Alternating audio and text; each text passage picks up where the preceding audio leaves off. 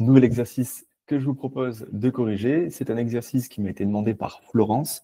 Je n'ai pas encore abordé Scratch ou comment modéliser un problème. Quelqu'un saurait-il faire cet exercice?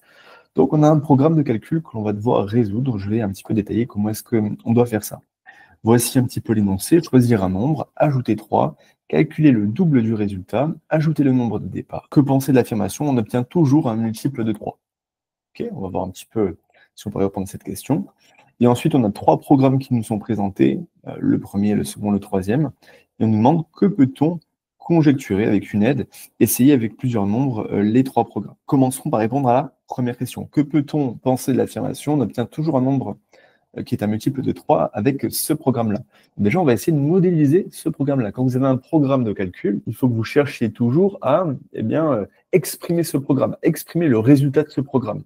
Comment est-ce qu'on fait ça? Première étape, on va choisir un nombre qui va être une lettre, ce qui va nous permettre de généraliser à n'importe quel nombre choisi au départ. On va dire que ça, c'est la question 1, la première. Je vais écrire comme ça. Donc, soit A, le nombre de départ. Pour le programme, donc, on prend A. Ensuite, on nous dit qu'il faut ajouter 3 à ce nombre. Donc, on fait A plus 3. Ensuite, on doit calculer le double du résultat. Donc, on va prendre le double de A plus 3. Ça, on peut écrire ce que ça fait. Hein. A plus 3 fois 2, on distribue le 2, ça fait 2A plus 6. Et ensuite, ajouter le nombre de départ. Si on ajoute le nombre de départ, donc on a 2A plus 6 à ce niveau-là, et on rajoute le nombre du départ, c'est-à-dire A. 2A plus 6 plus A, ça fait 3A plus 6. Ok. La question était, encore une fois, que penser de l'affirmation? On obtient toujours un multiple de 3. Alors, les multiples de 3 s'écrivent sous la forme de 3 fois un nombre entier. Si j'arrive à trouver un résultat qui s'écrit sous la forme 3 fois un nombre entier, alors on peut dire que mon résultat est effectivement tout le temps un multiple de 3. Et là, en fait, c'est ce que l'on a. Puisque 3A plus 6, on peut l'écrire, on peut factoriser par 3. 3 facteurs de A plus 2, et la factorisation de 3A plus 6. Pour en être sûr, si on redéveloppe, on retrouve bien 3A plus 6. Bon. Et en fait, puisque A, c'est que je ne l'ai pas dit au départ, il faudrait que je le réécrive, soit A, le nombre de départ, un nombre entier. D'accord? Donc, on fixe le nombre de départ comme un nombre entier. Bien le préciser. Le résultat qu'on obtient, c'est 3 fois A plus 2, c'est-à-dire un nombre entier, A, c'est le qu'on a fixé au départ, plus 2. Plus 2, donc ça reste un entier. En gros, ça ne va pas faire un nombre à virgule. Si je prends un entier, je lui rajoute 2, ça va rester un nombre entier. Donc j'ai bien un résultat sous la forme 3 fois un entier. Donc A plus 2 est un entier. Moi, j'aime bien appeler ça comme ça. Par exemple, Q égale A plus 2, si on appelle Q cette quantité, est un entier. On peut donc écrire ce que 3 facteur de A plus 2, il s'écrit comme 3 fois Q, donc avec Q en entier. Q en entier, on peut appeler ça comme ça, on peut écrire ça comme Q appartient à Z. Bon, on ne rentrera pas dans plus de détails par rapport à ça. Donc, 3 fois un entier, ça veut dire que peu importe la valeur de A, à chaque fois, ça va faire 3 fois un entier. C'est-à-dire que je suis bien un multiple de 3. Par exemple, si Q fait 10, 3 fois 10, c'est bien un multiple de 3. C'est 10 fois la quantité 3. C'est une quantité de fois 3. Donc l'affirmation est vraie. Avant de passer à la deuxième partie de cette correction d'exercice, je me permets de vous demander de laisser un like sur cette vidéo. Ça m'encourage à créer davantage de vidéos pour vous aider. Et pensez également à vous abonner si ce n'est pas déjà fait. Deuxième partie, on avait donc 3 programmes. Que peut-on conjecturer? Je rappelle en mathématiques, une conjecture, c'est une hypothèse que l'on a. C'est-à-dire qu'on sent quelque chose, on voit quelque chose, on ne l'a pas démontré, mais on peut dire, on a l'impression que le résultat, par exemple, il fait tout le temps 2, le résultat, c'est tout le temps un multiple de 3, le résultat, c'est toujours un nombre pair, quelque chose comme ça. Okay, donc, une conjecture, c'est une hypothèse que l'on a sans qu'on ait besoin de la prouver. Ça, j'ai un peu le passé, on va directement passer à la question démontrer ces conjectures. On va exprimer le résultat de ces programmes de la même façon qu'on l'a fait dans le programme précédent. Donc, pour le programme A, je vais appeler ça programme A, PA.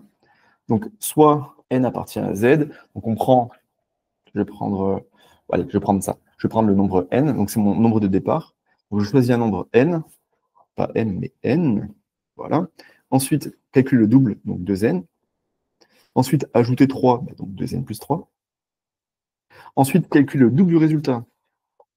2n plus 3 fois 2, attention, mais bien des parenthèses, c'est le double de l'ensemble. Donc si on distribue, ça fait 4n plus 6. Retirer le triple du nombre de départ.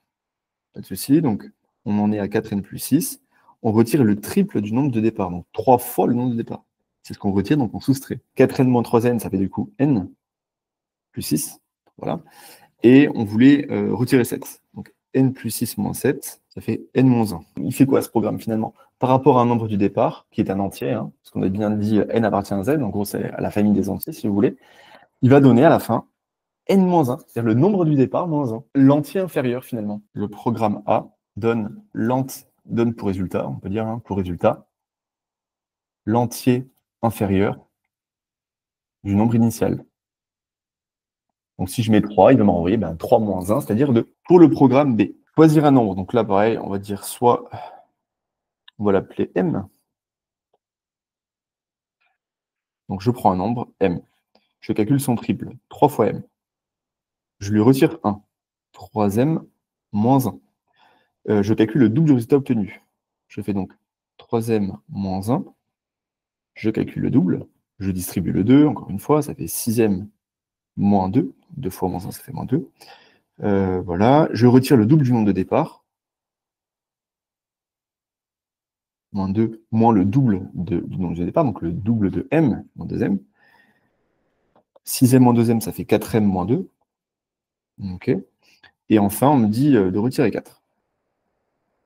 Donc 4M moins 2, mon résultat que j'avais précédemment, auquel je dois enlever 4. Ça fait du coup 4. On retirait 2, pardon, pas 4. 4M moins 4. Voilà. Bon. Là, ce que je peux faire, et ce qu'il faut un petit peu voir, c'est qu'on peut factoriser par 4. 4 facteur de M moins 1.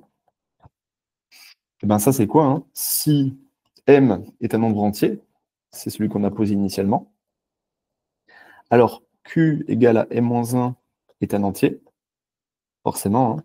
Si j'ai un entier, je lui enlève 1, ça va rester un entier, ça va pas faire un nombre à virgule.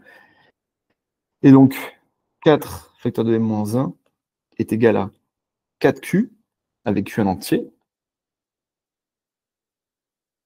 C'est donc quoi? Essayez de deviner. Qu'est-ce qu'on vient d'obtenir à l'instant? Eh bien, c'est un multiple de 4. Ça veut dire que ce programme, par rapport à un nombre choisi initialement, renverra tout le temps un multiple de 4. Quelque chose sous la forme 4 fois un nombre entier. Donc, le résultat de ce programme est un multiple de 4. Et tout, je peux même dire toujours. On a bien exprimé, enfin, on a bien un résultat qui s'écrit sous la forme de 4 fois un nombre entier, soit un multiple de 4. Le programme C